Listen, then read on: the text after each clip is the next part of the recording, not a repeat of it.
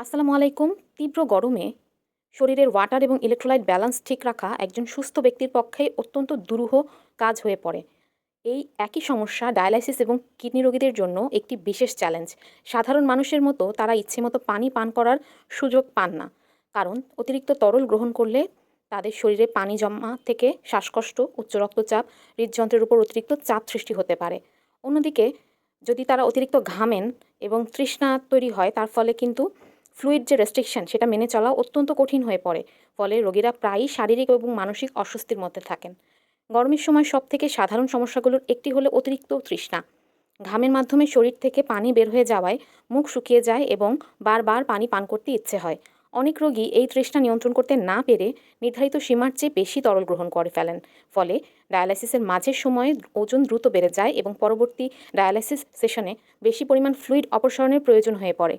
অতিরিক্ত ফ্লুইড অপসারণের ফলে অনেকের মাথা ঘোরা, রক্তচাপ কমে যাওয়া, বমি বমি ভাব, পেশিতে খিঁচুনি এবং দুর্বলতা দেখা দিতে পারে।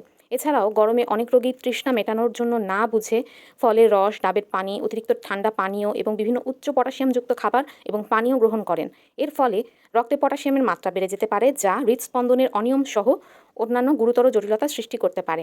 একইভাবে ফসফরাসের মাত্রাও বেড়ে যেতে পারে যদি খাদ্য নিয়ন্ত্রণে শিথিলতা আসে। ফ্লুইড রেস্ট্রিকশনের কারণে কিছু রোগীর মধ্যে বিরক্তি, অস্থিরতা, মানসিক চাপও কিন্তু দেখা যায়। তৃষ্ণা থাকা সত্ত্বেও পর্যাপ্ত পানি না পান করতে পেরে তারা মানসিকভাবে অনেক কষ্টে থাকেন। দীর্ঘদিন এই সীমাবদ্ধতার ফলে অনেক রোগীর জীবনমানেও কিন্তু প্রভাব পড়ে। এই সমস্যাগুলো কমানোর জন্য কিছু বাস্তবসম্মত পদক্ষেপ গ্রহণ করা যেতে পারে। অতিরিক্ত গরমের সময়ে বাইরে যাওয়া সীমিত রাখা, ঠান্ডা ও বাতাস চলাচল করে এমন পরিবেশে থাকা, লবণযুক্ত এবং অতিরিক্ত মশলাযুক্ত খাবার এড়িয়ে চলা এবং নির্ধারিত ফ্লুইড সীমা মেনে চলা অত্যন্ত গুরুত্বপূর্ণ। তৃষ্ণা কমানোর জন্য ছোট বরফের টুকরা চোষা, ঠান্ডা পানি দিয়ে কুলি করা, মুখ আর্দ্র রাখা এবং ফ্লুইডকে সারাদিনে ভাগ করে গ্রহণ করা উপকারী হতে পারে। পাশাপাশি নিয়মিত ওজন, ফসফরাস, পটাশিয়াম, সোডিয়াম, হিমোগ্লোবিন এগুলো পরীক্ষা করা অত্যন্ত জরুরি।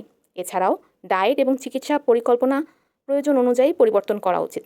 সবথেকে গুরুত্বপূর্ণ বিষয় হলো ডায়ালাইসিস শুরু হয়েছে বলে গরমের মধ্যে ইচ্ছামতো পানি খাবো বা সব ধরনের খাবার গ্রহণ করব, এটা কিন্তু ঠিক না। প্রত্যেক রোগীর অবস্থা, নির্দিষ্ট কিডনির কার্যকারিতা, ডায়ালাইসিসের ধরন, আউটপুট, ল্যাবরেটরি রিপোর্ট এগুলো কিন্তু ভিন্ন। তাই গরমের সময় আপনার ফ্লুইড এবং খাদ্য ব্যবস্থাপনা অবশ্যই আপনার ডায়েটিশিয়ান এবং আপনার যে নেফ্রোলজিস্ট আছেন তার পরামর্শ অনুযায়ী হওয়া উচিত। ধন্যবাদ।